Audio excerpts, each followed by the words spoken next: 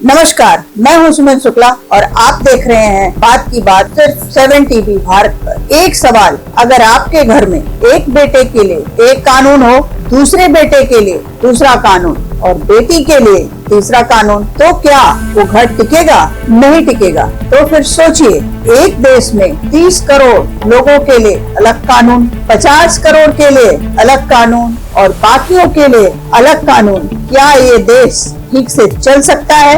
यही सवाल आज पूरे भारत में गूंज रहा है और इसी सवाल का जवाब है यूसीसी यानी समान नागरिक संहिता। आज का एपिसोड बहुत खास है क्योंकि आज हम सिर्फ राजनीति नहीं करेंगे, आज हम तथ्य रखेंगे, इतिहास बताएंगे, कानून समझाएंगे और जो लोग सिर्फ शोर मचाते हैं उन्हें भी एक करारा जवाब देंगे। तो बने रहिए अंत तक क्योंकि आखिर में एक ऐसी बात होगी जो आपने शायद पहले नहीं सुनी। तो चलिए शुरू करते हैं बात की बात। कहा जाता है कि राजनीति वो जिन्न है जिसे एक बार बोतल से निकाल दो तो फिर वापस बंद करना लगभग नामुमकिन हो जाता है और हमारे देश में तो ये जिन्न खास तौर पर बड़ा ताकतवर है। 3 तलाक पर राजनीति हुई, CAA यानी सिटीजनशिप अमेंडमेंट एक्ट पर राजनीति हुई, NRC यानी नेशनल रजिस्टर ऑफ सिटीजन पर राजनीति हुई और अब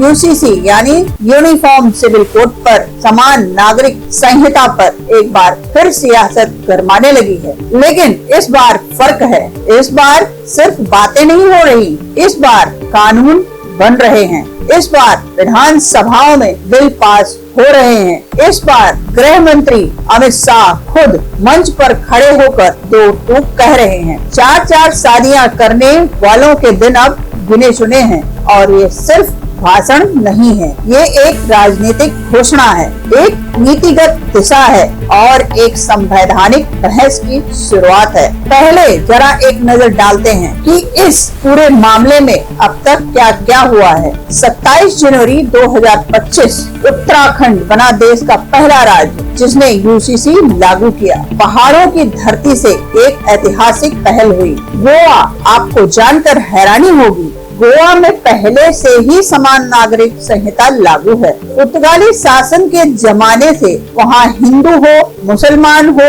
ईसाई हो और शादी, तलाक, विरासत सबके लिए एक ही कानून और गोवा टूटा नहीं, गोवा बिखरा नहीं, गोवा चलता रहा बखूबी। 25 मार्च 2026 गुजरात विधानसभा ने गुजरात समान नागरिक संहिता यानी UCC विधेयक 2026 पारित किया, यानी गुजरात बना उत्तराखंड के बाद दूसरा राज्य जहां UCC कानूनी रूप से अस्तित्व में आया और अभी कतार में है राजस्थान, मध्य प्रदेश और असम जहां सरकारें UCC के ड्राफ्ट पर काम कर रही हैं। और इसी सिलसिले में असम में नलबाड़ी की रैली में गृह मंत्री अमित शाह ने ऐलान किया, असम में भी जल्द UCC लागू होगा, एक शख्स की 4 बीवियों वाला चलन खत्म होगा। अब ये सुनकर कुछ लोगों को खुशी हुई, कुछ लोगों को तकलीफ हुई और कुछ लोगों ने जैसा जिनकी आदत है बिलबिलाना शुरू कर दिया।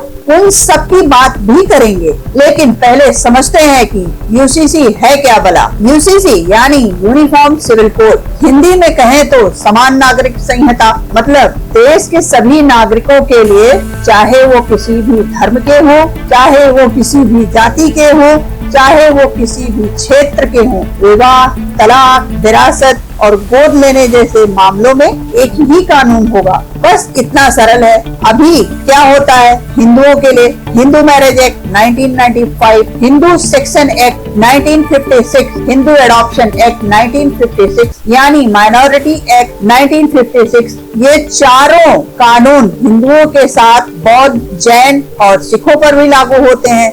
लेकिन मुसलमानों के लिए मुस्लिम पर्सनल लॉ शरीयत एक्ट 1937, ईसाइयों के लिए Indian Christian marriage act 1972, Indian divorce act, यानी एक ही देश में अलग अलग धर्म के लोगों के लिए शादी के अलग नियम, तलाक के अलग नियम और विरासत के अलग नियम। और UCC कहता है ये भेदभाव बंद होना चाहिए, सबके लिए एक कानून होना चाहिए। क्या इसमें कुछ गलत है?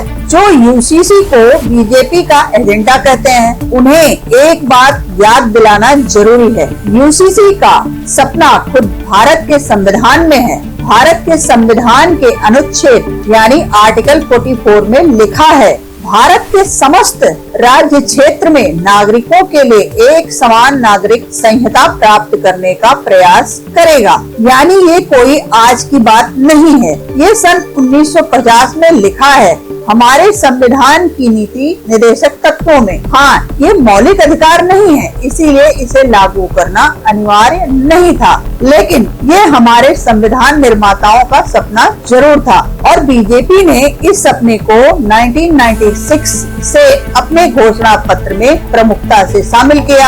यानी ये कोई अचानक आई योजना नहीं है, ये 30 साल पुराना वादा है और अब वो वादा धीरे धीरे जमीन पर उतर रहा है। अब आते हैं सबसे जरूरी बात पर, जहाँ यूसीसी लागू हो गया वहाँ असल में क्या बदला। उत्तराखंड और गुजरात दोनों में ये नियम है। पहला बदलाव जो दोनों राज्यों में हुआ वो है बहु विवाह पर पूरी तरह रोक, यानी एक पत्नी के रहते दूसरी शादी गैर कानूनी, चाहे कोई भी हो, धर्म चाहे कोई भी हो। दूसरा बदलाव, शादी का रजिस्ट्रेशन अनिवार्य, यानी बिना सरकारी दस्तावेज के शादी को कानूनी मान्यता नहीं मिलेगी। तीसरा, तलाक के लिए अदालत की डिग्री जरूरी, यानी हलाला और इद्दत जैसी प्रथाओं पर रोक। 3 तलाक कहकर घर से निकाल देने का जमाना खत्म हो गया। चौथा, महिलाओं को संपत्ति में पुरुष के बराबर अधिकार, यानी बेटा हो या बेटी विरासत में समान अधिकार मिलेगा। 5वां, लिव इन रिलेशनशिप का रजिस्ट्रेशन भी अनिवार्य है। और गुजरात के नए कानून में एक और खास बात, धोखाधड़ी से शादी करने पर 7 साल की जेल हो सकती है। बताइए इनमें से कौन सी बात गलत है, कौन सा नियम अन्यायपूर्ण है? अगर कोई एक चीज बताए तो हम सुनने को तैयार हैं। जब भी यूसीसी की बात आती है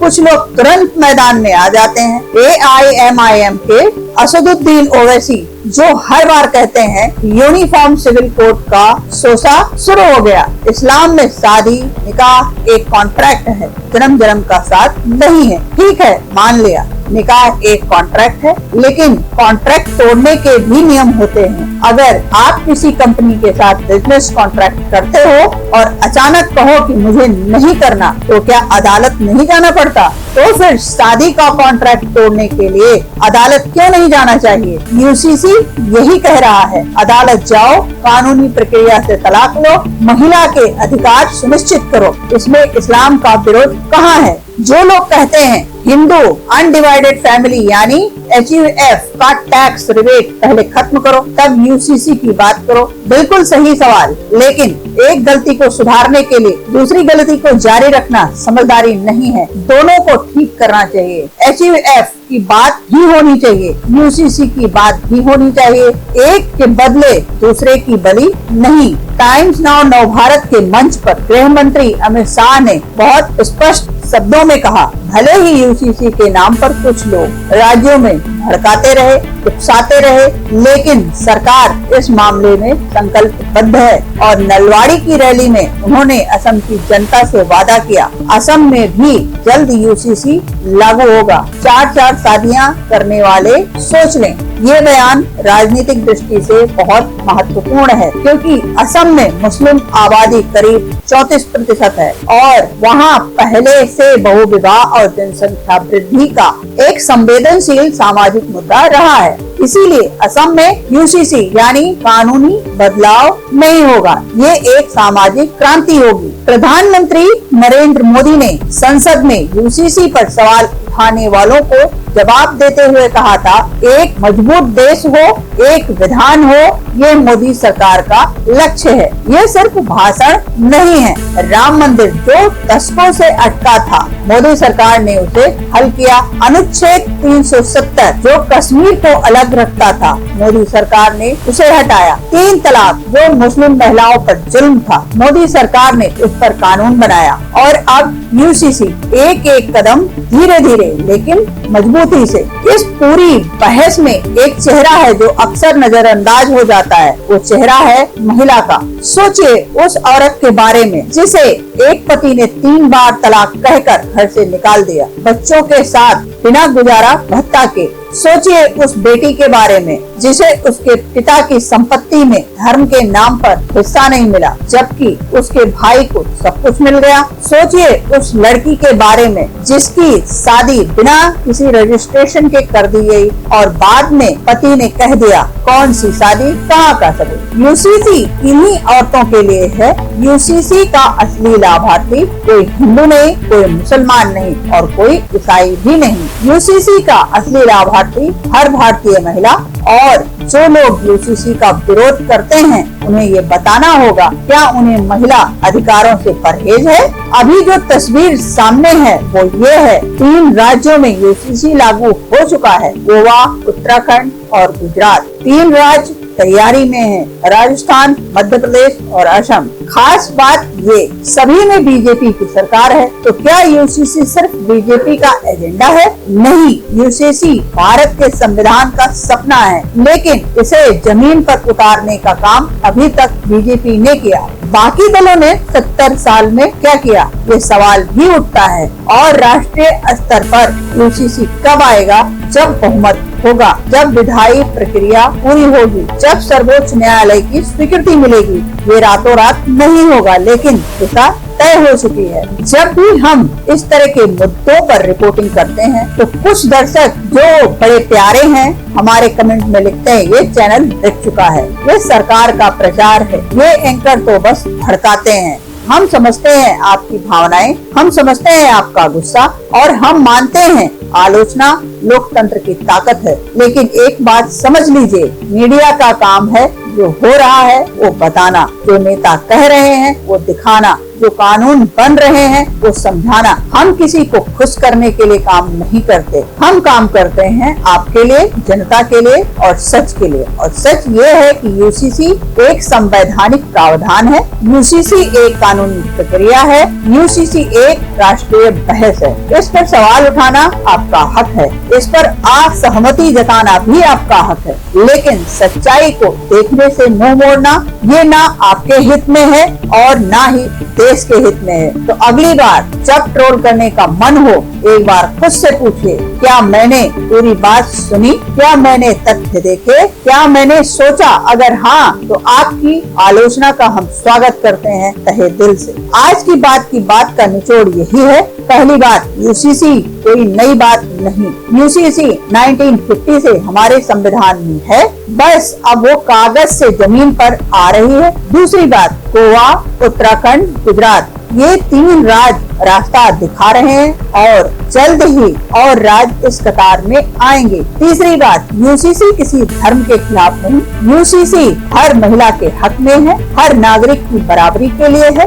और चौथी बात, जो लोग विरोध करते हैं उन्हें ये बताना होगा क्या वो चाहते हैं कि महिलाएं अन्याय सहती रहें? क्या वो चाहते हैं कि देश में दोहरे कानून चलते रहें? अगर नहीं तो विरोध किस बात का? और 5वीं बात, भारत बदल रहा है धीरे धीरे मजबूती से। इस बदलाव का नाम है एक देश, एक कानून, एक विधान। आज की बात यही खत्म होती है, लेकिन बहस यहाँ खत्म नहीं होती, बहस चलती रहनी चाहिए। अगर आपको आज का एपिसोड पसंद आया तो लाइक कीजिए, शेयर कीजिए और कमेंट में बताइए क्या आप यूसीसी के पक्ष में हैं या आपके कोई और सवाल हैं। हम हर कमेंट पढ़ते हैं, हर सवाल का जवाब देने की कोशिश करते हैं, क्योंकि बात की बात बिना आपके अधूरी है। मैं हूँ सुमन शुक्ला और ये था 7 टीवी भारत पर आपका शो बात की बात। जय हिंद, जय भारत।